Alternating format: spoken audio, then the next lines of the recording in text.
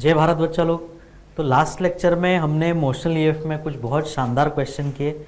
आज हम उसके और कुछ शानदार केसेस देखेंगे। आ जाओ, है ना। यहाँ पे मेरे पास एक रॉड है जिसको मैंने इस पॉइंट पे हिंज कर दिया है ना, ठीक है। और इस रॉड का लेंथ है L। अब इस रॉड को मैं एक मैग्नेटिक फील्ड यूनिफॉर्म है इस पूरे इलाके में, है ना। हर जगह मैग्नेटिक फील्ड कैसा है, यूनिफॉर्म। मैं इस रॉड को ऐसे रोटेट कर रहा हूँ ना, ये पूरा इस हिंज के अबाउट क्या कर रहा है, इस हिंज के अबाउट ये रॉड ऐसे रोटेट कर रहा है, ठीक है। तो मुझे बताओ कि between this point and this point, है ना, लेट अस से इस हिंज वाले पॉइंट को मैं H कह देता हूँ और मान लो यहाँ पे पॉइंट है ये A है। तो मुझे पॉइंट H और पॉइंट A के बीच में कितना EMF इंड्यूस होगा वो कैलकुलेट करना है। Clear? Between point H and point A। यहाँ पे L क्या है, L is the distance between axis of rotation, जो कि यहाँ पे हिंज है, and point along which EMF is calculated. मतलब किसके किसके पॉइंट के बीच में तुम्हारा L डिस्टेंस है, एक्सिस ऑफ रोटेशन और जिस पॉइंट के बीच में तुम्हें EMF कैलकुलेट करना है उसके बीच के लेंथ को हम L कह रहे हैं। ये वो L है, ठीक है, वो L लिखा है। Clear? L is the length, L is the distance. कैसे कैलकुलेट करोगे यहाँ पे, ना। अब मुझे बताओ, जब कोई चीज़ स्पीड v से चलती थी तो EMF BLV होता था।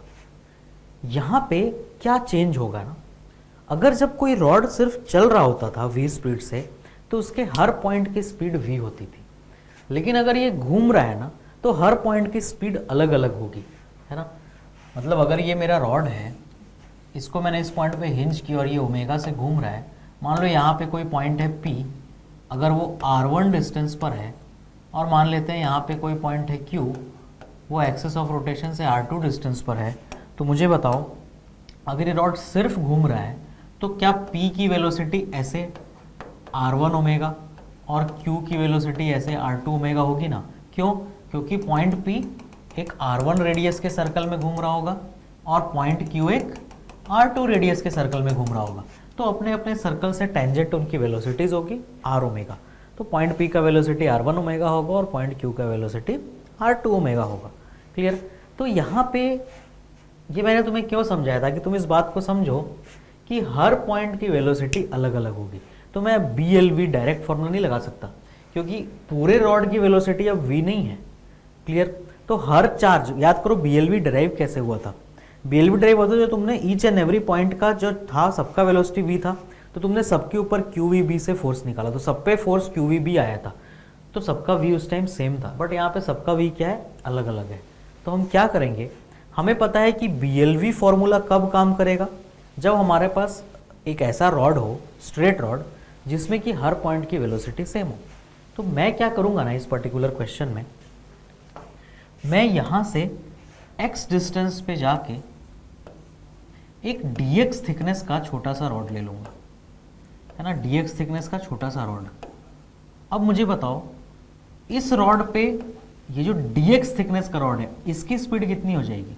क्या इसका स्पीड x ओमेगा हो जाएगा? क्यों? क्योंकि dx थिकनेस का रॉड कितने रेडियस में घूम रहा होगा, x रेडियस में।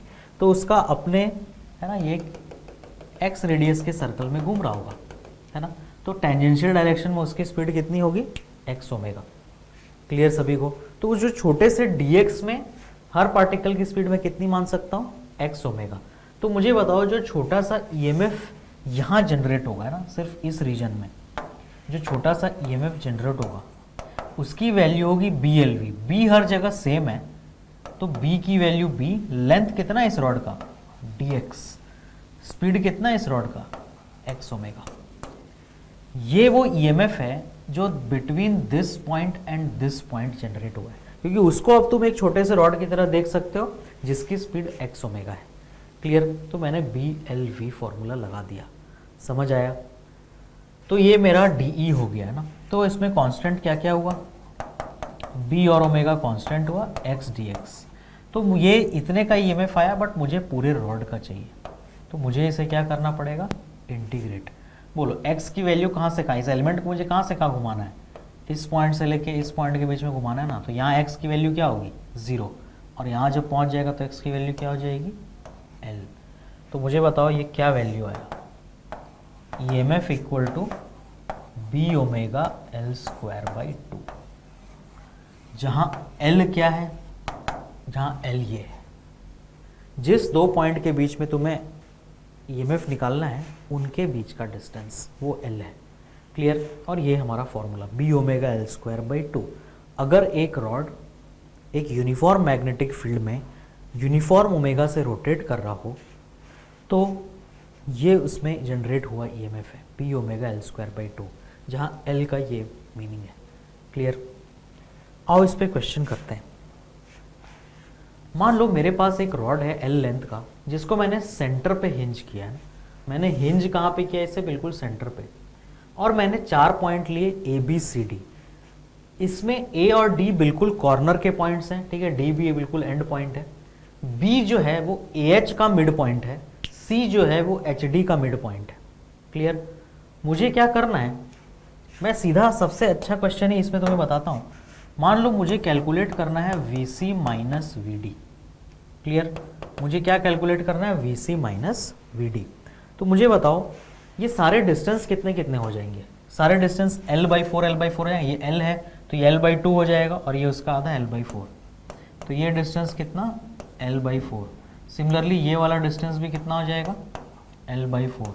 ये डिस्टेंस भी कितना हो जाएगा? L by 4। ये डिस्टेंस भी कितना हो जाएगा? L by 4। अब मुझे बताओ C से D का लेंथ कितना है? L by 4। ये रॉड घूम कितने से रहा है? ओमेगा से। तो अगर मैं यहाँ पे V C minus V D में B omega L square by 2 में L की वैल्यू L बाई 4 डाल दूँ, है ना, L की वैल्यू क्या डालूँ? L by 4। तो ये B omega L square by 2। तो इससे जो आंसर आएगा वो रॉन्ग होगा। क्यों रॉन्ग होगा? क्योंकि तुमने L के मीनिंग को वैल्यू नहीं दी। L का मीनिंग क्या था? Distance between axis of rotation. C और D में से कोई एक्सिस ऑफ रोटेशन है क्या? तो तुमने कैसे इस डिस्टेंस को L की जगह डाल दिया? नहीं कर सकते। हर बार जब भी तुम B omega L square by 2 formula लगाओगे तो उसमें से जो एक पॉइंट होना चाहिए वो हिंज का होना ज़रूरी है। तुम्हें सारे डिस्टेंस हिंज से लोगे तभी तुम ले सकते हो। इसका मतलब मैं ये फॉर्मूला नहीं लगा सकता, क्यों? क्योंकि सी और डी में से कोई भी हिंज नहीं है, तो वो मेरे एक्सिस ऑफ रोटेशन नहीं है। क्लियर? एल डिस्टेंस कहाँ से कहाँ है? एक्सिस ऑफ रोटेशन से उस पॉइंट तक जिस पॉइंट के बीच में मुझे पोटेंशियल डिफरेंस या ईएमएफ कैलकुलेट करना है। तो अब क्या करें, क्योंकि सी और डी तो है ही नहीं, है ना, तो कोई बड़ी बात नहीं है ना। मुझे बताओ क्या मैं V H minus V C calculate कर सकता हूँ? यस। क्या मैं V H minus V D calculate कर सकता हूँ? यस। मैं V H minus V C भी कर सकता हूँ और V H minus V D भी कर सकता हूँ। V H minus V C के लिए एल की वैल्यू कितनी हो जाएगी? एच से सी एल बाई 4।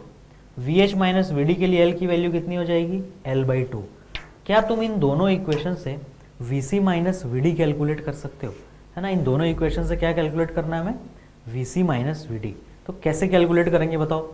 अगर तुम ये वाला इक्वेशन है ना, दिस माइनस दिस कर दो, V H minus V D minus V H minus V C, तो तुम्हें अपना V C minus V D मिल जाएगा, है ना। अगर तुम इन दोनों को सब्ट्रैक्ट कर दोगे तो तुम्हें V C minus V D नहीं मिल जाएगा।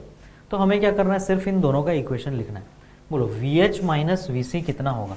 लिखते हैं, बताओ। वी एच माइनस वी सी क्या होगा?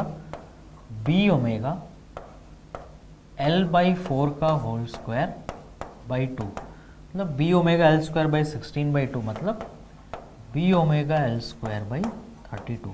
सिमिलरली ये कितना होगा? ये होगा B omega L by 2 square by 2, मतलब कितना?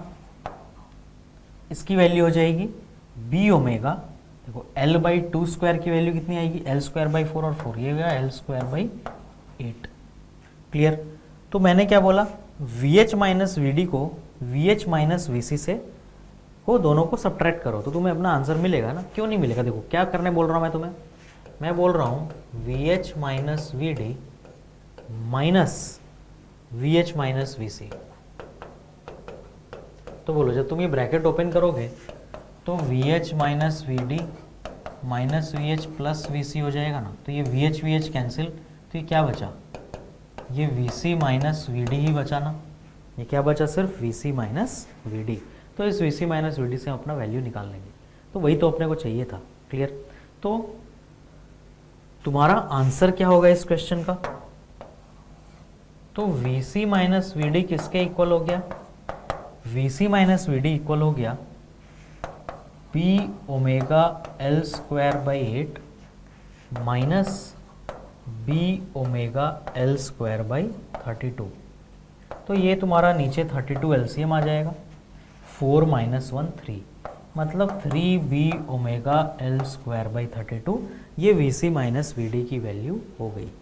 क्लियर सभी को? ये मान लो कभी गलती से ना अगर ये आंसर नेगेटिव आ जाए और तुमसे ये पूछा जाए कि बताओ अगर C से D के बीच में, ये क्या है, ये C से D के बीच का पोटेंशियल डिफरेंस, मतलब C से D के बीच में एक बैटरी लगेगी जितना इसका EMF होगा, और तुम्हें ये डिसाइड करना है कि जो बैटरी लगेगी वो ऐसी लगेगी या फिर ऐसी लगेगी। तो वो तुम अभी भी QV क्रॉस B से डिसाइड करना, मतलब जो VC माइनस VD की वैल्यू आई, चलो ये पॉजिटिव तो आ गया, लेकिन फिर भी तुम्हें किधर पॉजिटिव पोटेंशियल बनाना है बैटरी का और किधर नेगेटिव, वो हमेशा QV क्रॉस B से डिसाइड करो। कैसे बताओ? बोलो। ये जो CD है ये ऐसा लेंथ है ना, L ऐसा है मेरा, क्लियर, और ये जा किधर रहा है, इसका वेलोसिटी इधर है V।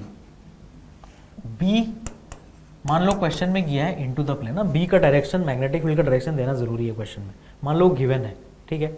तो V क्रॉस B करो, बोलो V नीचे B, तो V क्रॉस B अगर मैं कर रहा हूँ तो थंब इधर पॉइंट कर रहा है ना, इसका मतलब पॉजिटिव पोटेंशियल D की तरफ होगा और नेगेटिव पोटेंशियल C की तरफ होगा।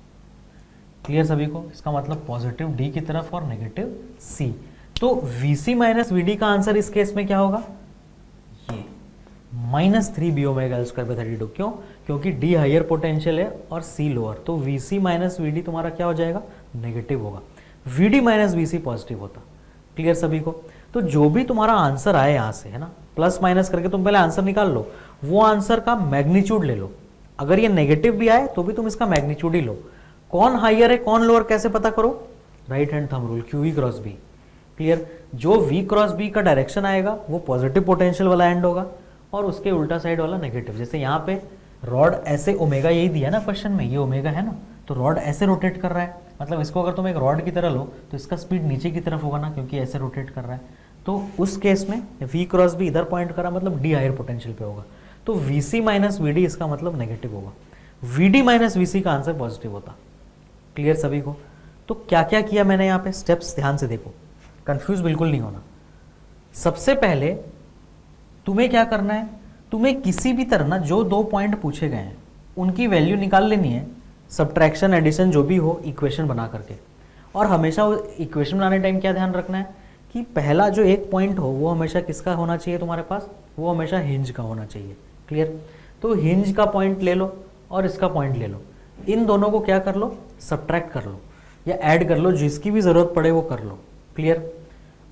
उससे तुम्हें अपना जो रिक्वायर्ड है VC माइनस VD वो मिल गया। बट अगर VC माइनस VD पॉजिटिव आ जाए तो इसका मतलब ये मत समझ लो कि C हायर है D लोअर है। हायर और लोअर कौन है वो राइट हैंड थंब रूल से निकालो और उसके बाद लास्ट में इसमें साइन डाल दो। क्लियर सभी को ये चीज़? तो हर क्वेश्चन को अपने को ऐसे ही करना है। मुझे बताओ क्या VA माइनस VB की भी वैल्यू सेम ही आएगी मैग्नीट्यूड वाइज? हाँ, क्योंकि यहाँ पर भी लेंथ इतना ही है, तो वो तुम्हें VH माइनस VA अलग निकालोगे, VH माइनस VB अलग निकालोगे, तो VB माइनस VA भी तुम्हारा निकल आएगा। क्लियर? तो ये हम दो पॉइंट के बीच का पोटेंशियल डिफरेंस निकालना सीख रहे हैं, है ना। तो ये एक तरीका है क्वेश्चन सॉल्व करने का रोटेटिंग रॉड में। तो मैंने तुम्हें सबसे अच्छा ही एग्जांपल कराया पहले, जिसमें क्या नहीं दिया हुआ है, जिसमें कि इन दोनों में से एक भी पॉइंट हिंज नहीं है। तो उन दोनों का इक्वेशन तुम्हें बनाना है पहले पॉइंट को हिंज लेते हुए। क्लियर सभी को? अब नेक्स्ट पे क्वेश्चन पे चलते हैं, आ जाओ। ये एक इंपॉर्टेंट पॉइंट है, यहाँ पर भी तुम्हारा ये सेम रॉड है ना, ABCD है ना, ABCD। तो मान लो यहाँ पे मेरा पॉइंट A है, मान लेते हैं ये पॉइंट B है, ये पॉइंट C है, ये पॉइंट D है, ये हिंज है। इंपॉर्टेंट पॉइंट क्या लिखा है, points equidistance from the axis of rotation are equipotential. मतलब जो पॉइंट एक्सिस ऑफ रोटेशन से सेम डिस्टेंस पे होंगे वो सबका पोटेंशियल सेम होगा। क्या B और C एक्सिस ऑफ रोटेशन से सेम डिस्टेंस पर है? हाँ, B भी L/4 पर है, C भी L/4 पर है, तो इन दोनों का पोटेंशियल सेम होगा। सिमिलरली A और D का पोटेंशियल भी सेम होगा। क्यों? क्योंकि वो एक्सिस से l/2 डिस्टेंस पर है और d भी एक्सिस से l/2 डिस्टेंस पे है, तो इनका भी पोटेंशियल सेम होगा। क्यों है ऐसा? आओ करके देखते हैं। मुझे बताओ, क्या मैं VH माइनस VB की वैल्यू ऐसे लिख सकता हूँ? बोलो, ये l/4 होगा ना, ये डिस्टेंस कितना होगा? l/4, तो VH माइनस VB कितना आ जाएगा? b ओमेगा l/4² 2, मतलब b ओमेगा l²/32। अब ध्यान से देखो, यहीं पे हम साइन डाल देते हैं। मान लेते हैं मैग्नेटिक फील्ड दिया है इनटू द प्लेन, है ना, अब साइन हम यहीं पे यूज़ कर लेते हैं। तो VH माइनस VB कितना होगा बताओ मुझे?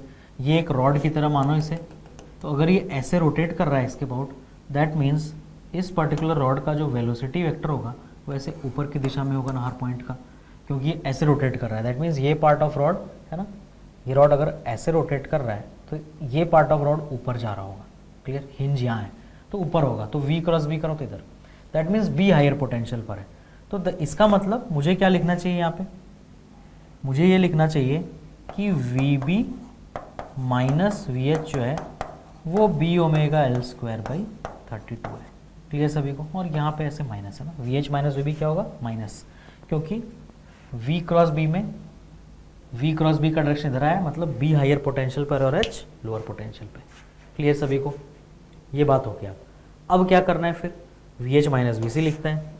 बोलो, VH माइनस VC, इसकी भी वैल्यू इतनी आएगी ना, B ओमेगा l²/32, क्योंकि ये लेंथ भी कितना है? ये भी l/4 है। अब इसमें भी साइन डाल लेते हैं। मुझे बताओ, ये पूरा रॉड है ना, ये जो पूरा रॉड है इसका वेलोसिटी वेक्टर किधर बनेगा? क्या वो नीचे की तरफ बनेगा? क्योंकि ये रॉड ऐसे घूम रहा है ना, क्लॉकवाइज, तो वेलोसिटी नीचे। बताओ, तो V क्रॉस B उधर, दैट मीन्स हायर पोटेंशियल पे कौन है? C, तो ये फिर से नेगेटिव हो जाएगा। तो VC माइनस VH की वैल्यू क्या होगी? B omega l²/32। तो अब तुम ध्यान से देखो, VB माइनस VH भी B ओमेगा l²/32 है, VC माइनस VH भी B ओमेगा l²/32 है। तो इन दोनों इक्वेशन से क्या मैं बोल सकता हूँ कि VB इक्वल टू VC होगा? बोलो, दोनों इक्वेशन को डिवाइड कर दो, है ना। मान लो ये इक्वेशन 1 है और ये इक्वेशन 2 है। मान लो मैंने दोनों को डिवाइड कर दिया, तो क्या मिलेगा मुझे? मुझे मिलेगा VB minus VH by VC minus VH equal to 1, है ना। कैंसिल हो जाएगा RHS पूरा, तो यहाँ से क्या आएगा? VB minus VH equal to VC minus VH, तो VH कैंसिल, है ना, दोनों के सामने माइनस साइन है। VB equal to VC। Clear सभी को?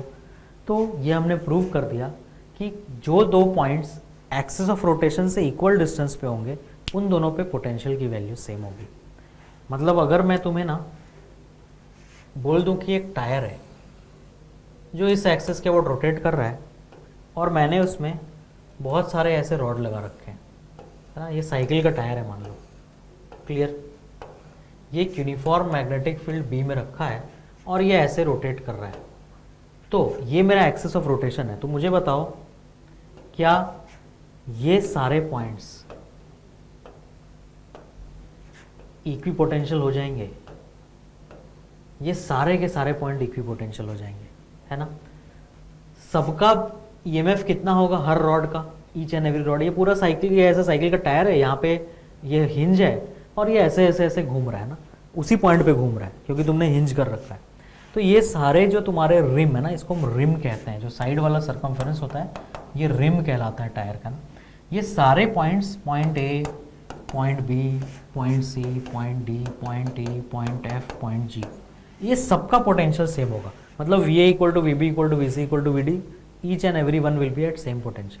और हर रॉड, अगर सब रॉड का लेंथ LL है तो सबका EMF कितना होगा? सब में, सभी में EMF कितना होगा? B omega l²/2, B omega l²/2, B omega l²/2, B omega l²/2। और ऐसे B ओमेगा l²/2 सब कैसे होंगे? सब पैरेलल में होंगे, क्योंकि सबका एक एंड हिंज से जुड़ा है और दूसरा एंड रिम से जुड़ा है। तो देखो, सारे के सारे रॉड सेम पोटेंशियल के बीच में जुड़े हैं ना, हिंज से रिम। तो रिम का पोटेंशियल अगर मैं V बोलूँ तो सब H से V के बीच में है, क्योंकि रिम के हर पॉइंट का पोटेंशियल सेम है ना। तो ये जो सारे रॉड होंगे सब के सब कैसे होंगे? पैरेलल में। क्लियर सभी को? और ये जितने भी पॉइंट्स कॉर्नर पे होंगे सबका पोटेंशियल क्या होगा? सेम। क्लियर? कैसे हमने ये बात बोली? From this concept, points equidistance from the axis of rotation are equipotential. ठीक है, आगे आओ, इस पॉइंट को समझो, है ना। मान लो मेरे पास एक ऐसा कोई भी आर्बिट्ररी शेप का रॉड है और हम इसे ओमेगा से घुमा रहे हैं, तो अगर मैं इनिशियल पॉइंट और एंड पॉइंट में एक एल लेंथ खींच दूं, तो ये जो हिंज है और मान लो ये पॉइंट ए है, तो मैं पोटेंशियल डिफरेंस, है ना, बिटवीन एच एंड ए मैं लिख सकता हूँ B omega L square by two direct. H higher है कि ए हाइयर है उसकी बात मैं नहीं कर रहा, वो डिपेंड करेगा कि मैग्नेटिक फील्ड का डायरेक्शन क्या है, but V H minus V A या V A minus V H जो भी हम कैलकुलेट करें वो हम direct B omega L square by two लिख सकते हैं, where L is line joining axis of rotation है, वो पॉइंट जिसके बीच में हमें ईएमएफ निकालना है। वायर का शेप कुछ भी हो, तुम स्टार्टिंग पॉइंट से उस पॉइंट तक एक एल लेंथ डायरेक्ट खींच लो, तो ये वायर इस शेप का है, बट हम एक डायरेक्ट एल लेंथ खींच करके उसका ईएमएफ लिख सकते हैं। क्लियर? ये कॉन्सेप्ट हमने पहले भी कवर किया है, तो ऐसा रोटेटिंग रॉड में भी होगा, है ना। ये रॉड पूरा ऐसे करके घूम रहा होगा, है ना, चारों तरफ। तो रॉड का शेप कुछ भी हो, तुम जब B omega L square by two formula लगाओगे तो एल क्या लोगे? एल लोगे हिंज से लेके उस पॉइंट के बीच का लेंथ, डायरेक्ट लेंथ है ना, बिल्कुल स्ट्रेट लेंथ, डिस्प्लेसमेंट टाइप से शॉर्टेस्ट लेंथ। क्लियर? जिन दोनों पॉइंट के बीच में तुम्हें मीफ कैलकुलेट, हाँ लेकिन एक चीज़ ज़रूर याद रखना, एक पॉइंट हिंज होना चाहिए, ठीक है, वो पुराना कॉन्सेप्ट मत भूल जाना। इसमें जैसे फॉर एग्जांपल, है ना, एक सिंपल सा एग्जांपल मैं तुम्हें कराता हूँ। मान लो ये हिंज है और मेरे पास ऐसा एक रॉड है जो इस शेप में, मान लेते हैं ये लेंथ मेरा 3 है और ये लेंथ मेरा 4 है, ठीक है, और ये भी ले लेते हैं magnetic field into the plane है। मुझे इस पॉइंट हिंज, इस पॉइंट को ए बोल देते हैं, इस पॉइंट को बी बोल देते हैं। मान लो मुझे हिंज और बी पॉइंट के बीच में पोटेंशियल डिफरेंस निकालना है, तो मैं क्या करूँगा, मैं यहाँ से एक डायरेक्ट लाइन खींच लूँगा, है ना। सॉरी, ये पूरा का पूरा क्या कर रहा है, ओमेगा से रोटेट कर रहा है ना। रॉड का शेप कैसा है, एच ए बी रॉड है, ऐसा एल शेप का, वो ऐसे रोटेट कर रहा है। तो तुम्हें अगर एच से बी के बीच का पोटेंशियल डिफरेंस या ईएमएफ चाहिए, तो तुम एक डायरेक्ट लाइन खींच लो, बोलो इसका लेंथ कितना आएगा, 5। तो ये आंसर कितना हो जाएगा, B omega L square by two, L की वैल्यू 5 डाल दोगे। समझ आ गया बात सभी को? तो ये हमारा सॉल्यूशन हो गया। अच्छा, इसमें V A minus V B पूछता तो क्या करते, तो ये वी एच और बी के बीच में निकाल लिया और एच और ए के बीच में निकाल लो, वो क्या होगा, B into omega into 3 square by two, तो वो एच और ए हो जाएगा। तो तुम फिर वी एच ए और वी एच बी से V A minus V B भी कैलकुलेट कर सकते हो। क्लियर? तो जो मेन कॉन्सेप्ट मैंने तुम्हें सिखाया, शायद तुम उस बात को समझ गए। एक एग्जाम्पल और करते हैं, इस पे आ जाओ ना। मान लो मुझे इस पर्टिकुलर क्वेश्चन में कैलकुलेट करना है V A minus V B, ठीक है, मुझे क्या कैलकुलेट करना है, V A minus V B. बोलो क्या करोगे? सबसे पहले V H minus V A calculate कर लेंगे। क्या कैलकुलेट करोगे पहले, V H minus V A. तो मैं वी एच ए लिख रहा हूँ, ठीक है। अब हम प्रॉपर साइन के साथ चलेंगे इसमें ना। बोलो H A, magnetic field question में गिवन है, मान लो इनटू द प्लेन, है ना। तो L की वैल्यू क्या आएगी, इसका अगर रेडियस R है तो मुझे बताओ L की वैल्यू ये √2R हो जाएगी ना, क्योंकि ये R और ये R, ये पूरा एक राइट एंगल ट्राइंगल बनेगा ना, ये R, तो ये कितना √2R। तो VHA की वैल्यू होगी B ओमेगा √2R का होल स्क्वायर बाई 2। तो ये वैल्यू कितनी होगी, B omega 2R square by 2, मतलब B ओमेगा R स्क्वायर। अब अपन ये डिसाइड कर लेते हैं, ये वी एच माइनस वी आया कि we A minus V H आया। बोलो अगर ये ऐसे रोटेट कर रहा है तो v का डायरेक्शन ऐसा होगा ना, तो वेलोसिटी ऐसे और b इंटू द प्लेन, तो ऊपर, मतलब a जो है तुम्हारा वो हायर पोटेंशियल है। दैट मीन्स ये जो वैल्यू आई ये we A minus V H की आई। क्लियर सभी को? सिमिलरली अब वी एच और वी बी के बीच का पोटेंशियल डिफरेंस निकाल लेते हैं, तो वी एच बी निकाल लो। अब बताओ इसमें l क्या हो जाएगा, L ये लेंथ हो जाएगा। क्लियर है ना? ये एक स्क्वायर सर्कुलर लूप था और वो इस पॉइंट के अबाउट हिंज था, वो ऐसे रोटेट कर रहा था, बट L लेंथ में क्या करूंगा, मैं डायरेक्ट लाइन खींचूंगा। बोलो अब L की वैल्यू 2R हो जाएगी ना, तो VHB कितना हो जाएगा, B ओमेगा 2r का होल स्क्वायर बाई 2 मतलब कितना, b omega 4r square by 2 मतलब 2b omega r square, 2b omega r square. अब h बड़ा कि b बड़ा, बोलो। इसका वेलोसिटी वेक्टर नीचे पॉइंट कर रहा होगा ना, रॉड अगर ये ऐसे रोटेट करा तो v नीचे, तो v क्रॉस b, तो b हायर पॉइंट पे, मतलब ये vb minus V H equal to कितना, 2b ओमेगा r स्क्वायर, और वो va माइनस वी एच। तो बोलो क्या तुम va माइनस वी निकाल सकते हो इन दोनों इक्वेशन से? ये एक इक्वेशन तुम्हारा और ये दूसरा इक्वेशन। हमें क्या चाहिए, हमें va माइनस वी चाहिए। तो तुम इस इक्वेशन माइनस दिस इक्वेशन करो, तुम्हें va माइनस वी मिलेगा। क्या करोगे, दिस माइनस दिस, तो va माइनस वी मिल जाएगा तुम्हें ना।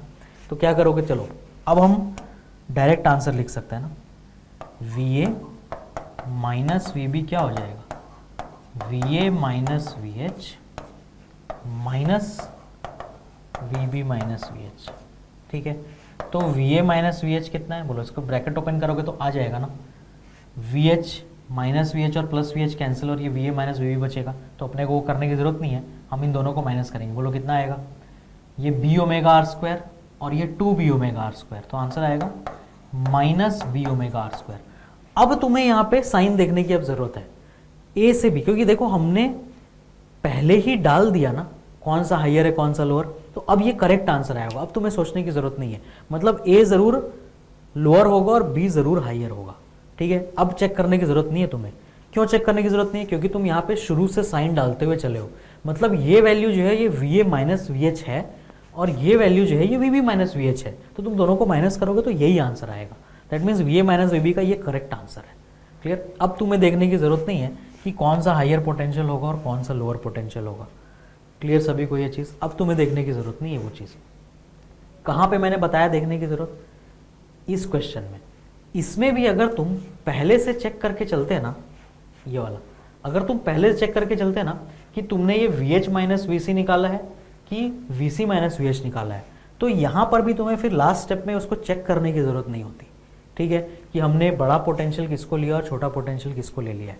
क्लियर, शुरू में देखो मैंने यहाँ पे डिस्कस किया था क्या तुमसे कि ये VH माइनस VC है, VC माइनस VH, यहाँ मैंने डिस्कस नहीं किया था। मैंने क्या बोला था कि तुम H और C और H और D निकाल लो, और दोनों में से जो भी प्लस माइनस करने की जरूरत पड़ रही है उससे VC माइनस VD कर लो, और लास्ट में चेक कर लो कि C और D के बीच में कौन हाइयर है और कौन लोअर। बट अगर यहाँ पर भी तुम शुरू से चेक करते ना कि H बड़ा है कि C बड़ा है, तो ये भी सही में साइन के साथ आता, और H बड़ा है कि D बड़ा है तो ये भी साइन के साथ आता। जैसे देखो यहाँ पे अगर मैं करूँ, ध्यान से देखो, H और C में कौन बड़ा होगा, बोलो। HC में वेलोसिटी वेक्टर किधर पॉइंट कर रहा होगा, ऐसे नीचे, B इंटू द प्लेन है, तो V क्रॉस B उधर, मतलब C बड़ा है। इसका मतलब एक्चुअल में ये वैल्यू VH माइनस VC ना यहाँ पे माइनस होना चाहिए था। अगर तुम इधर ऑलरेडी माइनस लगा के चलते ना तो तुम्हें लास्ट में चेक करने की जरूरत नहीं पड़ती। कर लेते हैं इसको आजा, ताकि तुम्हें कोई कंफ्यूजन ना हो। ये वैल्यू कितनी आती, minus. Similarly VH minus VD भी माइनस आता, क्योंकि VH माइनस VD का भी वेलोसिटी वेक्टर ऐसे ही पॉइंट करता H से D, तो D हाइयर होता। That means VH minus VD भी नेगेटिव आता। और अब अगर तुम सही से इसको सब्ट्रैक्ट करते तो तुम्हारा आंसर एक ही बार में minus 3b omega L square by 32 आ जाता। तो दोबारा तुम्हें चेक करने की जरूरत नहीं पड़ती कि C हाइयर है कि D हाइयर है। क्यों, क्योंकि तुम ऑलरेडी वो चेक करते हुए आए हो शुरू से। यही मैं तुम्हें समझा रहा हूँ। तो यहाँ पे हमें अब जो आंसर आ गया ये करेक्ट है, क्योंकि हम शुरू से चेक करते हुए आ रहे हैं कि VA माइनस VH है वो या VH माइनस VA है। क्लियर, तो जो भी आंसर है यही करेक्ट है। अब चेक करने की जरूरत नहीं है कि A हायर B हायर। यहाँ से आंसर से पता चल गया मुझे कि अगर VA माइनस VB नेगेटिव आया तो ज़रूर B हायर होगा और A लोअर होगा। तो VA माइनस VB का आंसर क्या हो गया, minus B omega R square. अगर VB माइनस VA पूछता तो आंसर क्या होता, plus B omega R square. Clear सभी को। तो ऐसे तुम किसी भी दो पॉइंट के बीच में यहाँ पे पोटेंशियल डिफरेंस कैलकुलेट कर सकते हो। ठीक है, तो आओ इसके ऊपर एक शानदार क्वेश्चन करते हैं। ध्यान से देखो इस क्वेश्चन को, है ना। ये एक सर्कुलर लूप है जो फिक्स्ड है। ये सर्कुलर लूप जो है ब्लू वाला वो फिक्स है। ये रॉड है इस पॉइंट पे हिंज्ड, और ये रॉड घूम रहा है। क्लियर, और इस रॉड में और ये जो सर्कुलर लूप है इसमें कांटेक्ट है, फ्रिक्शनलेस कांटेक्ट। मतलब ये इसको टच करते हुए घूमेगा रॉड, है ना। जब रॉड घूमेगा, है ना, इस हिंज के अबाउट जब ये रॉड घूमेगा तो ये क्या कैसे घूमेगा, ये इस लूप को अंदर से टच करते हुए घूमेगा। टच करने का कॉन्सेप्ट क्या है कि हर बार ये जो रॉड है और ये लूप ये कांटेक्ट में है, मतलब सर्किट कंप्लीटेड है ना, मतलब करंट अगर फ्लो कर रहा है तो इस दिशा से फिर इधर फ्लो होता हुआ आएगा। समझ आया सभी को ये? तो ये तुम्हारा डायग्राम है, लूप और रॉड को टच करते हुए घूम रहा है। और क्या दिया है? कांस्टेंट ओमेगा से घूम रहा है। और यहाँ हिंज वाला जो पॉइंट है, यहाँ से तुमने एक वायर निकाला और इस लूप के ऊपर से पार कराते हुए वापस से इस लूप में ला करके टच करा दिया एट पॉइंट पी। ये हुक लगाया तुमने ना। इस हुक का मतलब क्या होता है? ऐसे हुक लगाने का, हुक लगाने का मतलब ये होता है कि है ना हुक, इसको हम हुक लगाना कहते हैं। ये ऐसा हुक लगाया तुमने, तो इस हुक का मतलब क्या है कि तुमने उसको टच नहीं किया, ठीक है। ये जो वायर पार हो रहा है उस लूप के ऊपर से निकल जा रहा है, उसको टच नहीं कर रहा, मतलब यहाँ पे सर्किट टच नहीं है। टच कहाँ पे करा रहा है? वो पी से, मतलब एच से लेकर के पी तक एक कनेक्टिंग वायर जुड़ा हुआ है। इस वायर का रोल क्या है? ये एच और पी को सेम पोटेंशियल पे कर देगा, क्योंकि वो दोनों तुमने कनेक्टिंग वायर से जोड़ दिया, तो इस रास्ते कोई पोटेंशियल ड्रॉप नहीं होगा, ठीक है। अब ध्यान से देखो तुमसे क्या पूछ रहा है ना, वो तुमसे ये पूछ रहा है कि जब पी एच क्यू एंगल, अभी पी एच क्यू का कुछ एंगल बनेगा ना, अगर मैं यहाँ से लाइन जोड़ दूँ पी से एच और क्यू, तो कुछ एंगल बन रहा है। वो क्या कह रहा है? जब पी एच क्यू 120 डिग्री बनाएगा, जब पी एच क्यू 120 डिग्री बनाएगा, तब इस पर्टिकुलर वायर में ना, जो क्यू से इस दिशा में पी की तरफ जा रहा है ना, क्यू से पी में, उस वायर में करंट कितना होगा? क्लियर? और उसने तुम्हें इंफॉर्मेशन क्या दिया कि इस पूरे सर्कुलर लूप पे रेजिस्टेंस आर यूनिफॉर्मली डिस्ट्रीब्यूटेड है। क्लियर? रेजिस्टेंस आर यूनिफॉर्मली, मतलब जो टोटल रेजिस्टेंस आर है इस लूप का, वो पूरे में यूनिफॉर्मली डिस्ट्रीब्यूटेड है। क्लियर सभी को? आओ इस क्वेश्चन को करते हैं, ध्यान से देखो, है ना। मुझे बताओ, जब पी एच क्यू 120 डिग्री का एंगल बनाएगा तो ये डायग्राम कुछ कैसा दिखाई देगा? मेरे पास एक सर्कुलर लूप है जिसमें यहाँ पर एक पॉइंट P है, वो फिक्स है। इस पॉइंट से एक वायर निकला है, ये P में जाके जुड़ रहा है, ये भी फिक्स है। तो ये जो तुम्हारा पी एच क्यू एंगल बनेगा, तो मैं एक छोटा सा डॉटेड लाइन P से H बनाता हूँ, और जो मैं Q में लेके जाऊँगा तो वहाँ पे Q ऐसा होना चाहिए कि वो जो एंगल है वो 120 डिग्री बने। तो मान लो मैं ऐसा अज्यूम कर रहा हूँ, तो लेट अस से मेरा जो Q पॉइंट है वो घूमता हुआ यहाँ आ गया है, तो ये एंगल 120 डिग्री है। यहाँ पे हिंज है और ये क्या कर रहा है? ओमेगा से घूम रहा है। तो उस इंस्टेंट पे ये Q से P की तरफ जाने वाला करंट कितना है तुमसे पूछा गया है। ध्यान से देखो, मुझे बताओ, वायर का लेंथ मान लो दिया हुआ है L, है ना। इस वायर का लेंथ कितना है? L। तो इसमें एक बैटरी बनेगी H से Q के बीच में। वो बैटरी का डायरेक्शन क्या होगा, मतलब पॉजिटिव किधर लगाओगे? तो ध्यान से देखो, अगर ये V है तो इसका वेलोसिटी वेक्टर इधर बनेगा ना, आर ओमेगा, सॉरी, अगर ये ओमेगा, अगर ये रॉड ऐसे घूम रहा है, इसका वेलोसिटी V अगर बनाना तो ऐसे बनाऊंगा मैं। और B जो है वो क्वेश्चन में गिवन है ना, यहाँ पे मैंने ड्रॉ नहीं किया। मान लो B into the plane given है, ठीक है। B कैसा है? Into the plane. तो V क्रॉस B का दिशा क्या होगा? V क्रॉस B Q की तरफ, मतलब Q की तरफ हायर पोटेंशियल बनेगा और H की तरफ लोअर। ये मेरा बैटरी है। क्लियर? कितने का बैटरी लगेगा? B omega L square by 2। Battery कितने की लगेगी? B omega L square by 2। अब मुझे ये I फाइंड आउट करना है। सबसे अच्छा तरीका क्या है? इसको सर्किट में कन्वर्ट कर लो। तो मैं क्या करूँगा? मैं इसका एक सर्किट ड्रॉ करूँगा। अब मेरा पूरा ध्यान इसी डायग्राम पे। मुझे बताओ यहाँ पे क्या क्या पॉइंट्स हैं। एक बैटरी लगी हुई है H और Q के बीच में, है ना। सबसे पहला पॉइंट क्या है कि एक बैटरी लगी हुई है H और Q के बीच में। समझ आया? बैटरी लगी हुई है H और Q के बीच में। उस बैटरी का EMF है B omega L square by 2। अब H से P कनेक्टिंग वायर है और Q से P भी एक कनेक्टिंग वायर है।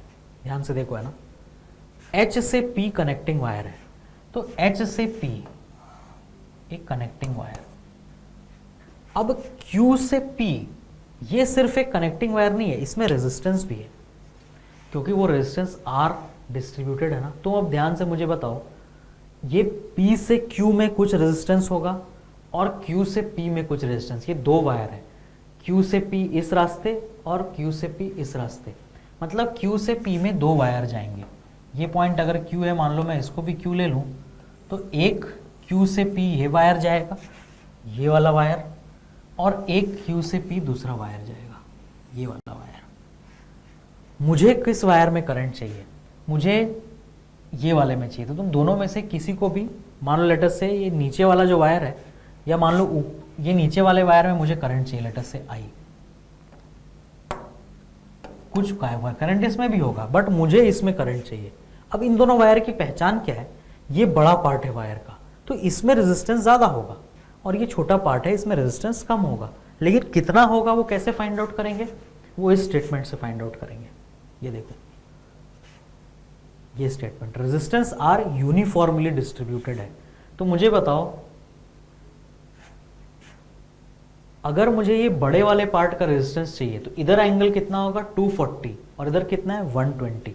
तो एक काम करते हैं, क्या मुझे मालूम है कि जब एंगल 360 डिग्री है तो टोटल रेजिस्टेंस आर है? बोलो, पूरे का रेजिस्टेंस आर मतलब 360 का रेजिस्टेंस आर, तो 1 डिग्री में रेजिस्टेंस कितना होगा?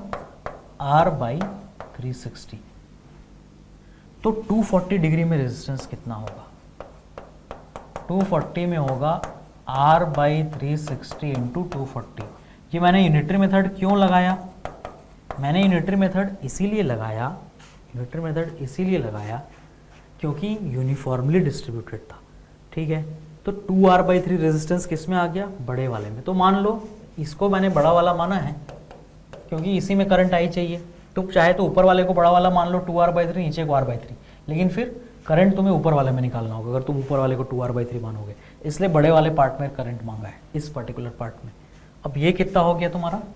R by 3। अब मुझे बताओ, क्या तुम्हें करंट डिवाइड करना आता है? करंट डिवाइड करने की भी जरूरत नहीं है। इन दोनों पॉइंट्स के बीच में EMF इतना है, तो इन दोनों के बीच में भी इतना ही होगा। ये पूरा पैरेलल लगा हुआ है ना। तो मुझे बताओ, क्या मैं I की वैल्यू डायरेक्टली बता सकता हूँ? I इज इक्वल टू कितना हो जाएगा? B omega L square by 2 है ना, V ये पोटेंशियल डिफरेंस इतना डिवाइडेड बाई 2R बाई 3। तो ये 3 ऊपर चला जाएगा, 3B omega L square by 4R। ये मेरा हो जाएगा आंसर। क्लियर सभी को? ये हमारे क्वेश्चन का आंसर हो गया। ऊपर वाले में पूछता तो क्या करते? तो यहाँ पे R बाई 3 लिख लेते। क्वेश्चन को ध्यान से देखो, मैंने उसे कैसे सर्किट में कन्वर्ट किया उसको देखो, है ना। वो ऐसे घूम रहा था, उसने क्या बोला, जब ये एंगल घूमते घूमते, ये वायर नहीं है ना H से P, ये इमेजिनरी लाइन है, वायर ये सब है। H से P तो मैंने लाइन ऐसे डॉटेड इसलिए ड्रॉ की क्योंकि ताकि मैं 120 डिग्री एंगल दिखा सकूं। तो इतने पार्ट में रेजिस्टेंस R बाई 3 हो गया और इतने में 2R बाई 3, और ऐसा हमने सर्किट ड्रॉ कर लिया, है ना। H से Q में बैटरी लगाई और Q से P में दो वायर है, एक R बाई 3 वाला और एक 2R बाई 3 वाला। उसने मुझसे करंट पूछा था, इनफैक्ट हम इसकी दिशा भी बता सकते हैं, ऐसा होगा। क्यों? क्योंकि मुझे इस बैटरी को देख के पता चल रहा है कि ये हायर पोटेंशियल है और P लोअर पोटेंशियल है। तो ये हो गया तुम्हारा, ये पॉइंट H है, ये भी H के इक्वल ही होगा, है ना। जो हिंज का पोटेंशियल होगा वही P का भी होगा, वो यहाँ दिख भी रहा है क्योंकि तुमने कनेक्टिंग वायर जोड़ा। तो ये पॉइंट को तुम H या P कुछ भी लिख सकते हो। तो ये तुम्हारा आंसर हो गया complete, 3B omega L square by 4R। अच्छा क्वेश्चन, अच्छा एडवांस लेवल का क्वेश्चन। क्लियर? नेक्स्ट लेक्चर में हम फिर मिलेंगे। जय भारत। और शानदार लेक्चर्स के लिए आप हमारे चैनल को YouTube पे सब्सक्राइब कर सकते हैं, गूगल प्ले से डाउनलोड कर सकते हैं, या फिर हमारा वेबसाइट advaitachievers.com पे विजिट कर सकते हैं। हमारे YouTube चैनल का नाम है अद्वैत अचीवर्स और हमारे गूगल प्ले ऐप का भी नाम है अद्वैत अचीवर्स। विद्यार्थी देवो भव। जय भारत।